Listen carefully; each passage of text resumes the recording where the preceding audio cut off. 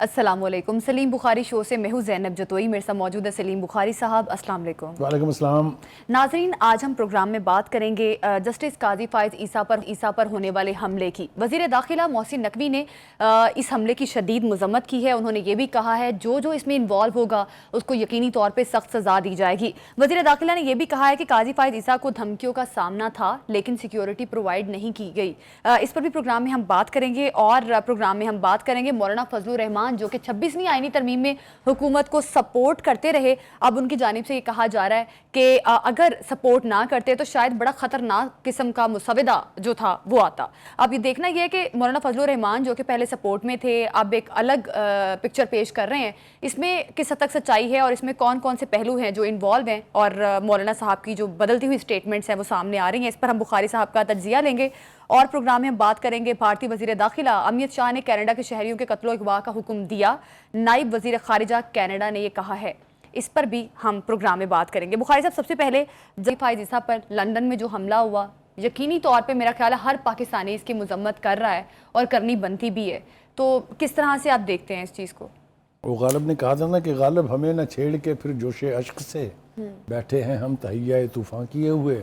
तो मेरी हालत तो गुस्से से जो है वो मैं बयान से बाहर है, क्योंकि पाकिस्तान के ये जो नाजायज़ बच्चे हैं, ये जो बेराह रू नस्ल जो एक जनरेशन वहाँ पैदा हुई है, उन्होंने जो मज़ाहिर वहाँ किए हैं, किसी को ये इदराक नहीं है उनमें से कि इससे आपको वक्ती तौर पे मज़ा तो बहुत आया होगा, लेकिन पाकिस्तान की जो तज़हीक जो ज़िल्लत हुई है उसका आपको इदराक नहीं है। क्योंकि अगर आपको उसका इदराक होता तो आप ये हरकत नहीं करते। एक बात। दूसरी बात यह है कि अनफॉर्चुनेट बात यह है कि ये माँ बाप और औलाद ये सारे ही एक तरह से गुमराही का शिकार हैं। ना वो अपनी औलाद को रोकते हैं बल्कि खुद खुश भी होते हैं उस पर और पीछे खड़े होकर तालियां भी बजाते हैं और उनको मज़ीद जुर्रत दिलाते हैं कि वो इसके साथ की हरकतें करें। मैं चंद हवाले देना चाहूँगा यहाँ पर। अगर आपको याद हो कि मदीना मुनव्वरा में क्या हुआ था, जी बिल्कुल, वो बहुत अच्छी बात थी, वो बहुत ठीक किया था इन्होंने। ये है एहतराम और इज़्ज़त उस रोज़ा रसूल की जिसके लिए हम सारी ज़िंदगी तरसते रहते हैं दीदार करने के लिए कि आप वहाँ जाएं और वहाँ गालम गलोच करें आप।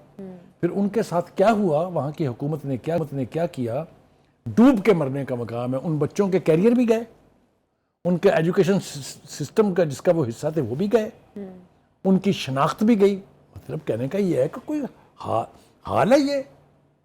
आप ये देखिए जो इवन फील्ड्स के ऊपर वो मुजाहरे करते रहे, चलिए वो हम कहते हैं सियासी मुजाहरे हैं जी, हालांकि मैं उसके भी खिलाफ हूँ क्योंकि वो भी मुल्क की तजलील का बायस है।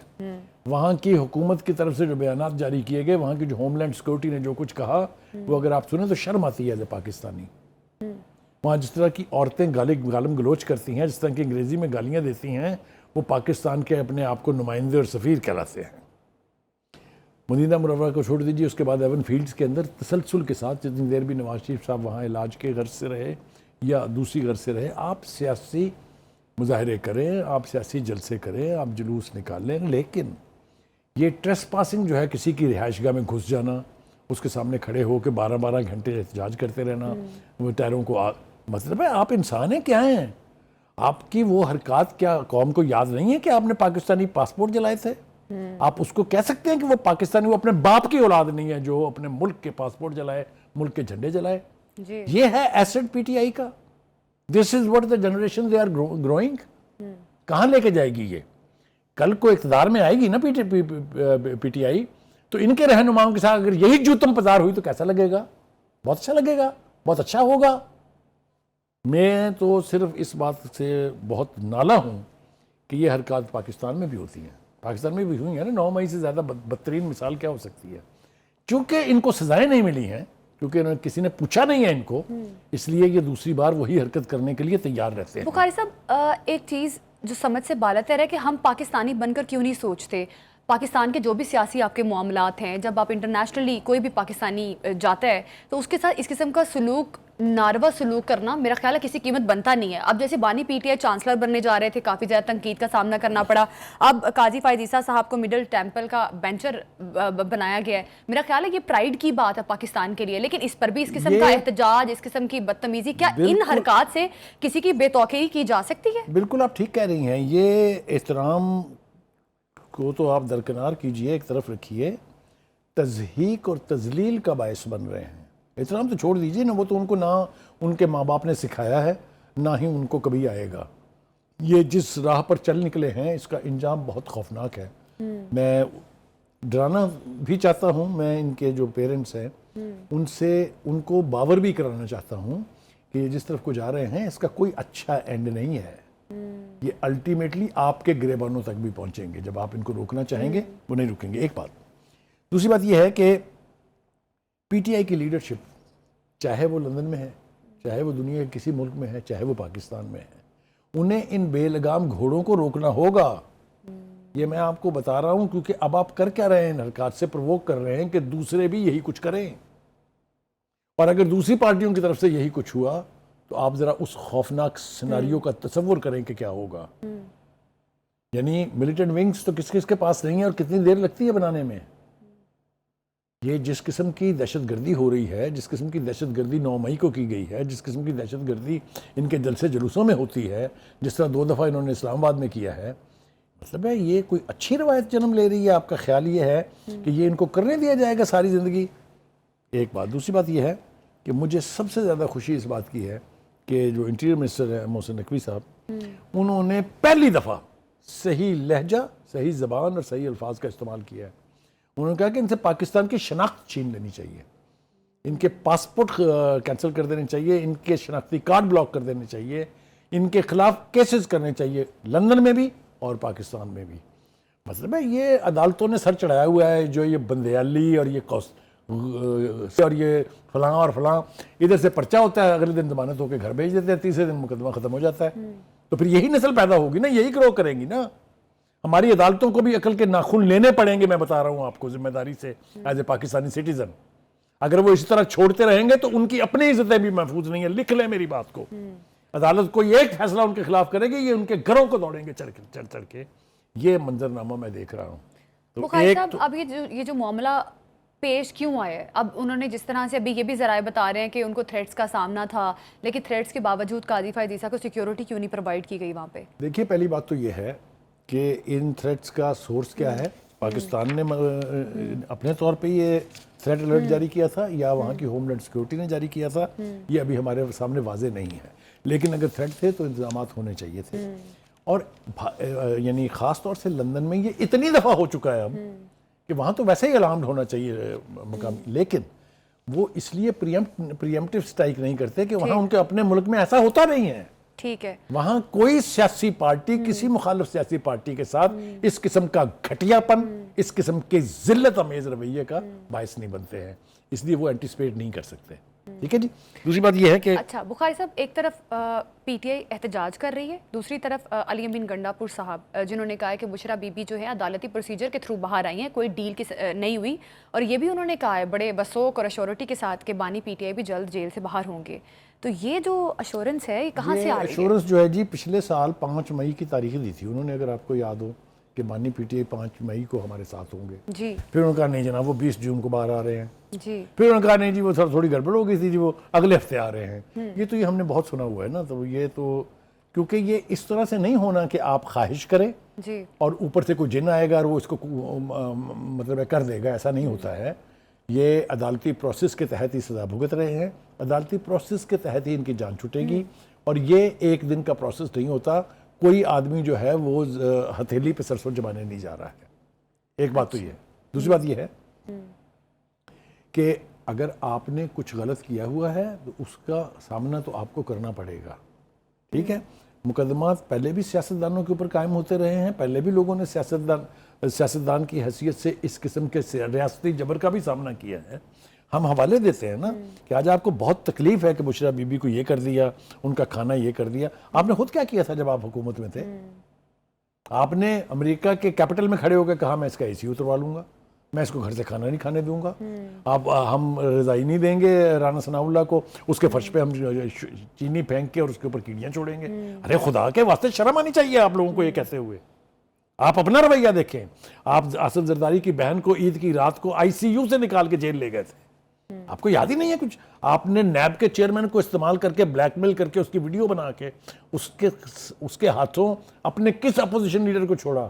آپ کھڑے ہو کے چوک پہ نعرہ مارتے تھے کہ میں پوری اپوزیشن کو جیلیں بھر دوں گا ان سے. آپ بلا کے بشیر میمن کو کہتے ہیں کہ بناؤ مقدمے, مجھے نہیں پتا, چاہے غداری کا بناؤ چاہے جو مرضی بناؤ.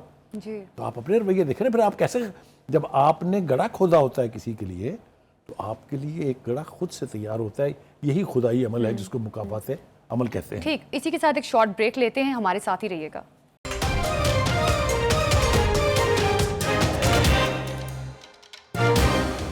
Welcome back. جی, گنڈا پور صاحب نے بہت ساری امپورٹنٹ باتیں کی ہیں, ان میں سے ایک وہ ہے جس کا آپ نے تذکرہ کیا ہے کہ وہ کہتے ہیں کہ جی کوئی ڈیل نہیں ہے.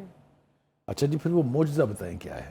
اچھا, اگر ڈیل نہیں ہے تو پھر کوئی وہ کہہ معجزہ رہے ہے ہیں فیک کیسز ہیں. فیک کیسز بانی پی ٹی آئی پہ بھی ہیں, بشرا بی بی پہ جو کیسز تھے وہ فیک تھے, اس لیے باہر آ گئی ہیں. اچھا, ویری گڈ.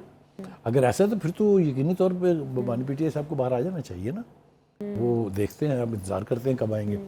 دیکھیے, گزارش یہ ہے, یہ پولیٹیکل وینجینس جس کو کہتے ہیں نا, انتقام کا جذبہ جو ہے, یہ چاہے نون لیگ میں ہو, چاہے پیپلز پارٹی میں ہو, چاہے جماعت اسلامی میں ہو, چاہے کسی میں بھی ہو, پولیٹیکل وینجینس جو ہے نا, یہ ایک کرس ہے, یہ ایک بیماری کا نام ہے. اور یہ ہر وقت سوچنا چاہیے کہ آج جو میں کر رہا ہوں کل میرے ساتھ یہی ہو سکتا ہے. ایک بات. دوسری بات یہ ہے کہ ان کو جب یاد دہانی کرائی گئی کہ جناب یہ آپ جو ہے, یہ مفاہمت کی بات جس کی آپ کر رہے ہیں کہ جی کوئی ڈیل کا نتیجہ ہے, تو اسی میں ان سے سوال کیا گیا کہ جناب یہ آپ فوج کے ادارے اور جو آرمی چیف کے اوپر تنقید کرتے ہیں, اس کا آپ کے پاس کیا جواز ہے. تو انہوں نے کہا جی ہم نے تو آج تک کبھی کی نہیں, ہم نے تو فوج کو کبھی کچھ نہیں کہا, اسٹیبلشمنٹ کو بھی کچھ نہیں کہا, ہم نے تو کبھی آرمی چیف کو بھی کچھ نہیں کہا. ہاں, ہم ان کی پالیسیوں سے اختلاف کرتے ہیں. یعنی یہ کان جو ہے وہ ادھر سے پکڑنے کی بجائے آپ ذرا ادھر سے پکڑ لیں, پکڑا تو آپ نے کہا نہیں ہے. Any way. اچھا بخاری صاحب, اب شیر افضل مروت صاحب جو ہیں بڑے ایکٹیو نظر آ رہے ہیں. ہم نے پچھلے کچھ دن سٹیٹمنٹس بھی دیکھی شیر افضل مروت کی, علی امین گنڈا پور پر جو تنقید کی جا رہی تھی, اور اس قسم کی سٹیٹمنٹس بھی ہم نے دیکھی. ابھی شیر افضل مروت کہہ رہے ہیں کہ مجھے 3 لاکھ لوگ دے دیں تو خود بات کرے گی اور ہم کوئی نہ کوئی راستہ نکال لیں گے. ایک چیز یہ, اب شیر افضل مروت نے بانی پی ٹی آئی سے ملاقات بھی کی ہے اور یہ بھی کہا ہے کہ احتجاجی کمیٹی کا انہیں ممبر بنا دے تاکہ وہ احتجاجی کمیٹی کو لیڈ کرے. اس سے قبل بھی وہ یہی چاہتے تھے کہ احتجاجی کمیٹی کا وہ حصہ بنے اور وہ دیکھیں احتجاجوں کو. تو اب آپ کو کیا لگتا ہے کہ کیا شیر افضل مروت ایک بیٹر چوائس ہے؟ اور یہ بھی کہا ہے بانی پی ٹی آئی نے کہ علی امین گنڈا پور نے احتجاج جو کیے ہیں وہ ٹھیک نہیں کیے. دیکھیے, یہ شیر افضل مروت صاحب جو ہے تیسری دفعہ اپنی کھچار سے نکلے ہیں. نام کے حوالے سے شیر ہے نا, تو کھچار سے نکلیں گے نا. تیسری دفعہ نکلے ہیں, 2 دفعہ کافی سنب ہو چکے ہیں. پارٹی نے بھی سنب کیا, پارٹی کی لیڈرشپ نے بھی سنب کیا, جو کور کمیٹی تھی اس نے بھی سنب کیا. آپ کے سامنے ہے نا, ہم اس پروگرام میں ذکر کرتے رہے. اب یہ پھر آئے ہیں کہ ہیئر آئے ہیں. وہ ایک محاورہ ہے کہ نہ نومن تیل ہوگا نہ رادھا ناچے گی. 3 لاکھ بندے کہاں سے دیں گے ان کو, 3-4 لاکھ بندے کہاں سے دیں ان کو. ان سے تو اب خود نہیں ہو رہے اتنے بندے تو کیا 30,000 نہیں ہو رہے ان سے. تو ایک تو انہوں نے خواہش ایسی کی ہے جو نہ پوری ہو سکتی ہے اور نہ پوری ہوگی, تو پھر کیسے کریں گے وہ احتجاج جی. اینی وے, وہ کہتے ہیں نہیں ہم ڈی چوک میں دھرنا دیں گے. ڈی چوک میں بس ایک ہی بندہ دھرنا دے سکتا تھا, اس کا نام تھا عمران خان.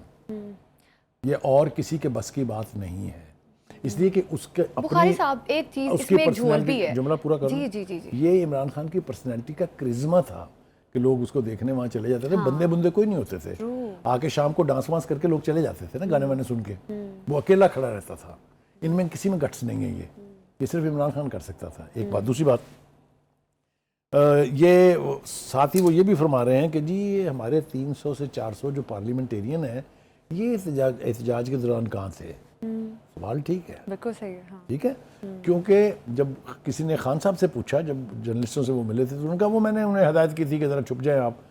ارے جب یہ لوگ روپوشی اختیار کر لیں گے, جب احتجاج کا پارٹی کی طرف سے, ٹاپ پارٹی لیڈرشپ کی طرف سے فیصلہ کیا ہو اور ایم پیز چھپ کے گھروں میں بیٹھیں گے تو کون سا احتجاج ہوگا.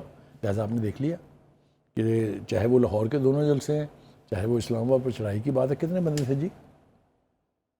تو پی ٹی آئی کے یہ بندے اکٹھے کرنا تو کبھی مسئلہ نہیں رہا, تو پھر کیوں نہیں ہو رہے اکٹھے اب. بخاری صاحب, شیر افضل مروت جس طرح سے کہہ رہے ہیں مجھے 3 لاکھ بندے دیں, اب تو احتجاجی کمیٹی کے سربراہ بھی مقرر ہو گئے, تو بندے اکٹھے کرنا تو ان کا کام ہے. یہ کس سے بندے مانگ رہے ہیں, کیونکہ ان کے اکارڈنگلی علی امین گنڈا پور جو ہیں وہ صحیح قسم کا احتجاج نہیں کرتے, تو پھر کس سے بندے مانگ رہے ہیں. علی امین گنڈا پور تو پھر کوئی نہ کوئی بندے لے کے پہنچ جاتے ہیں اسپاٹ پہ. وہی کہا نا, میں نے ایک مثال دی تھی آپ کو کہ نہ نومن تیل ہوگا نہ رادھا ناچے گی. That is suffice to say. میرے خیال سے میں اس سے اوپر نہیں کرنا, لیکن ایک دو باتیں اور جو کرنی رہ گئی ہیں وہ یہ ہیں کہ یہ قاضی فائز عیسیٰ صاحب کو وہاں ایک مڈل ٹیمپل ہاں جی، کوئی ایک ادارہ ہے جو ہاں جی، مدعو کرتا ہے ان لوگوں کو جو انٹرنیشنل فیم کے لوگ ہوتے ہیں جنہوں نے اپنی اپنی فیلڈ میں ایکسل کیا ہوتا ہے، ان کو بھی شیم شیم کے نعرے لگا کے انہوں نے بالکل کیا میسج دیا ہے ان لڑکوں نے. یہ میں کیا اس کے بارے میں عرض کروں، بالکل. مگر ان کو جو ورغلا رہے ہیں وہ کون لوگ ہیں؟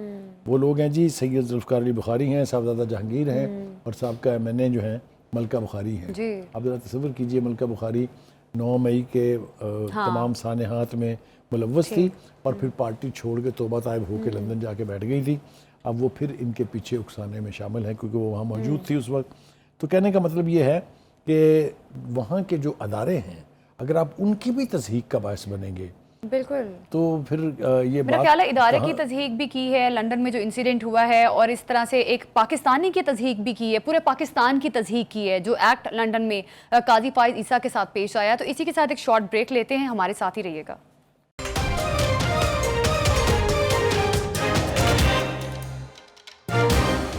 Welcome back. مولانا فضل الرحمان نے کہا ہے کہ 26ویں آئینی ترمیم میں حکومت کو سپورٹ نہ کرتے تو بڑا گندا مسودہ سامنے آتا. بخاری صاحب، اب مولانا فضل الرحمان صاحب جو مختلف سٹیٹمنٹس دے رہے ہیں کہ حکومت نے 11 لوگوں کو خرید لیا تھا، ہمارے 8 بندے تھے، تو کیا ان کو پہلے معلوم نہیں تھا؟ یہ اگر تو انہیں معلوم تھا اور وہ اس وقت نہیں بولے ہیں تو بڑی حیرت کی بات ہے. اب اس وقت بیٹھ کے جسٹیفیکیشن دینا اور اپنے دیے ہوئے ووٹ کو جسٹیفائی کرنا جو ہے، یہ تو مطلب ایک عجیب و غریب بات ہے.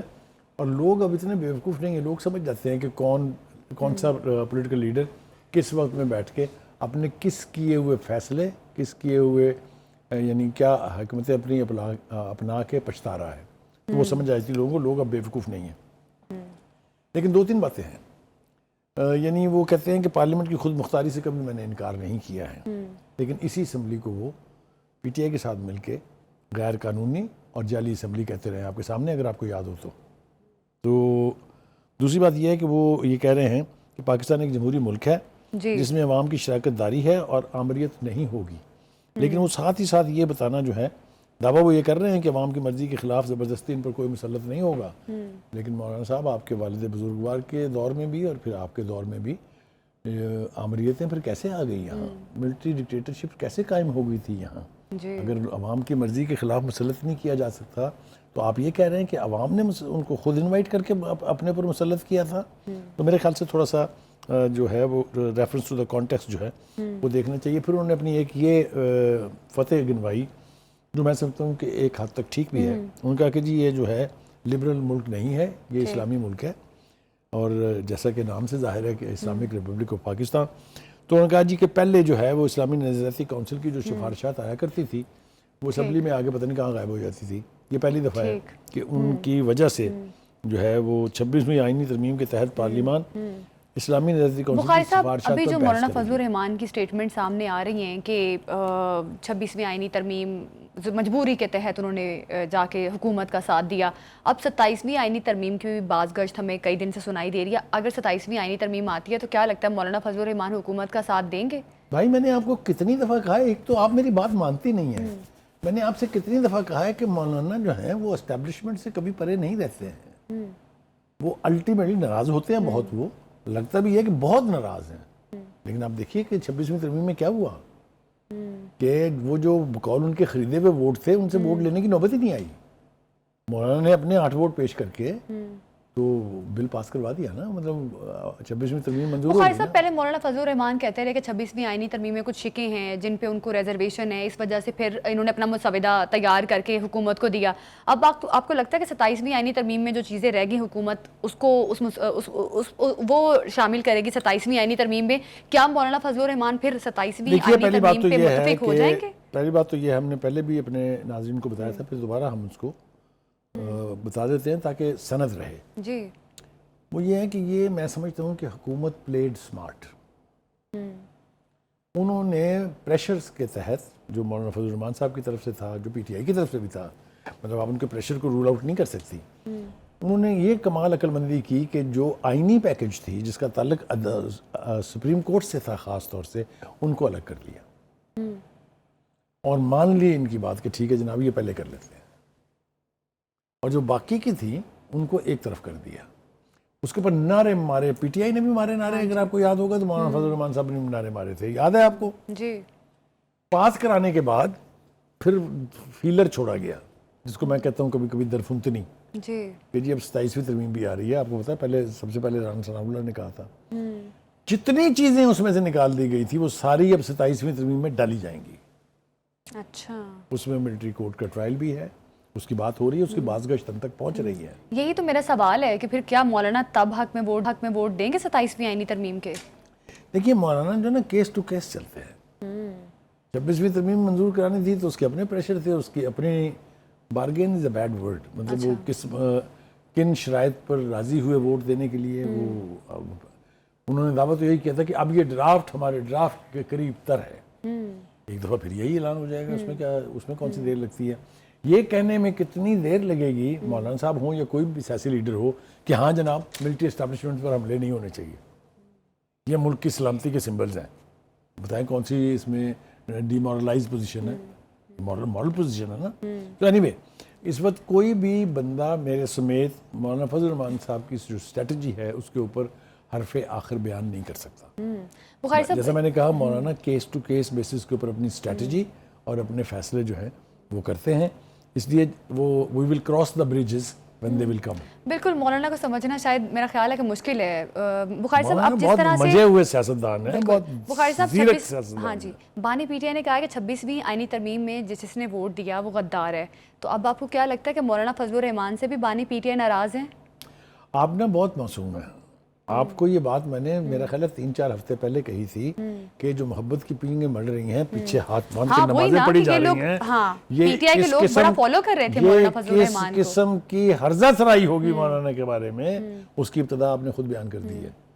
غدار تو کہہ دیا نا پھر ایک دفعہ انہوں نے, جنہوں نے ووٹ دیا وہ غدار ہے, تو ووٹ تو دیا ہے مولانا نے.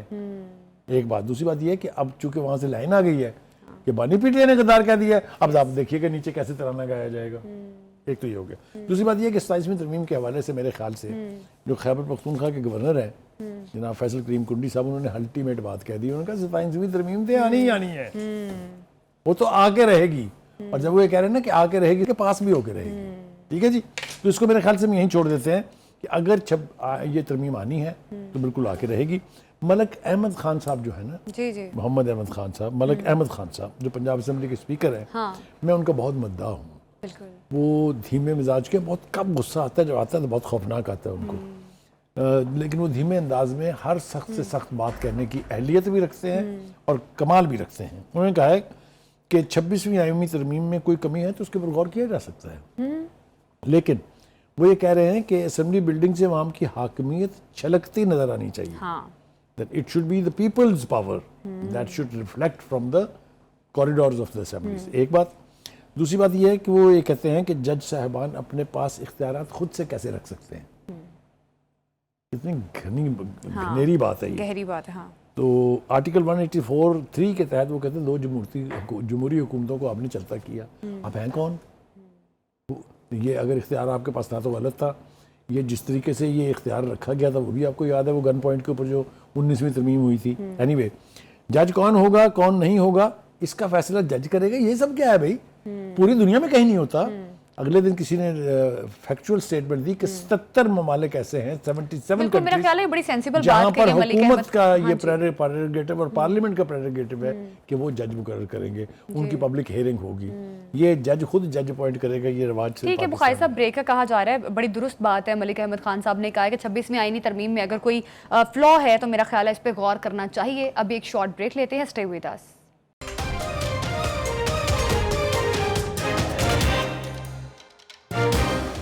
Welcome back. بھارت کے وزیر داخلہ امیت شاہ نے ہی کینیڈا کے شہریوں کے خلاف اغوا اور بھتہ خوری کا حکم دیا تھا. نائب وزیر خارجہ کینیڈا نے یہ کہا ہے. بخاری صاحب, اب یہ جو انڈیا اور کینیڈا کے درمیان رفٹ چل رہی ہے, اس کی وجہ ہے کیا؟ دیکھیے بنیادی طور پر اس کی وجہ یہ ہے کہ کینیڈین حکومت جو ہے اس بات پہ کنونس ہے کہ وہاں پر جو دہشت گردی ہو رہی ہے, خاص طور سے خالستان موومنٹ کے جو لوگ ہیں, آپ کو یاد ہے وہاں پر ایک ہردیپ سنگھ نجر جو تھے, ان کا قتل ہوا, اور اس قتل کی انویسٹیگیشن کے دوران حکومت کینیڈا جو ہے اس نے, اس کے وزیر اعظم ٹروڈو نے اور اب یہ نائب وزیر خارجہ نے واضح طور پر یہ بتا دیا ہے کہ اس کے پیچھے ہندوستان کی حکومت اور خاص طور سے نام لے کے کہا ہے کہ امیت شاہ جو ہیں وہ اس کے پیچھے ہے. ٹھیک. ایک بات یہ ہے، اور اسی وجہ سے بھارت اور کینیڈا کے جو سفارتی تعلقات ہیں وہ ایک اصطلاح ہوتی ہے جس کو کہتے ہیں ایٹ دا لوئسٹ ایب. وہ اپنے یعنی تاریخ کے مطلب بالکل کم ترین نوعیت ہے اس وقت ان کے تعلقات کی آپس میں. وجہ کیا ہے؟ ان کی انویسٹیگیشن یہ بتاتی ہے کہ خالصان موومنٹ کے لوگوں کا، میں نے آپ کو بتایا کہ ایک لیڈر کا قتل ہوا. دوسرے جو لیڈرز ہیں، پتونت سنگھ ہیں، یہ خالصان موومنٹ کے جو خالصہ ریفرینڈم ہے اس کے جو یعنی جو کرتا دھرتا ہے، ان کو دھمکیاں دی گئی ہیں. اب ہو کیا رہا ہے بھارت میں جو اس قسم کی دہشت گردی جو ہے انڈر ورلڈ کے ذریعے وہ مودی حکومت کی سرپرستی میں کام کرتی ہے. چاہے وہ ڈومیسٹک وائلنس ہو، خاص طور سے جس طریقے سے وہاں پر جو بڑے بڑے واقعات ہوئے ہیں اس میں ایک یہ کہ سدھو موسے والا جو تھے، جو بہت معروف سنگر تھے، ان کا مرڈر بھی اسی گینگ نے کروایا جس کا نام ہے لارنس بشنوئی گینگ. یہ مودی کے زیر اثر ہے، مودی کے کہنے کے اوپر ہر قسم کی کارروائی کرنے کے لیے تیار رہتا ہے. ٹھیک ہے جی. اسی نہیں پھر بابا صدیق کو قتل کیا حال ہی میں، جو سلمان خان جو بہت معروف ایکٹر ہیں، ان کے جو وہ دوست تھے. مطلب کہنے کا یہ ہے کہ یہ جو کچھ بھی وہاں کرایا گیا ہے، خاص طور سے کینیڈا میں، وہاں کی حکومت اس بات پہ کنونس ہے کہ یہ ہندوستان کی حکومت کے ایما پر ہوا ہے اور وہ اس کو برداشت کرنے کے لیے تیار نہیں ہیں. They can go to any extent. آپ کو یاد ہوگا جب ان کی انویسٹیگیشن نے بتایا کہ جو ہندوستان کی وہاں ایمبیسی تھی، بلکہ ہائی کمیشن جو تھا، اس میں 6-7 لوگ ملوث تھے اس میں، تو ان کو انہوں نے نکال دیا. اپنے ملک سے پرسونا نان گراٹا قرار دے کے ان سے کہا کہ ملک چھوڑ دیں. وہ دوسری بات ہے کہ حساب برابر کرنے کے لیے ہندوستان نے بھی 6 جو ہے ڈپلومیٹس کو نکالا. لیکن all this speaks too much about what is the nature of relations between Canada and India as of today. تو tension runs very high. جو وہاں کی سکھ موومنٹ ہے وہ بھی کچھ ٹالریٹ کرنے کے لیے تیار نہیں ہے. وہ کہتے ہیں کہ ہم اپنی یہ تحریک کسی صورت ترک نہیں کریں گے اور اپنے آبجیکٹو حاصل کیے بغیر ہم اس تحریک کو یعنی جتنی بھی قوت سے چلا سکتے ہیں وہ چلائیں گے.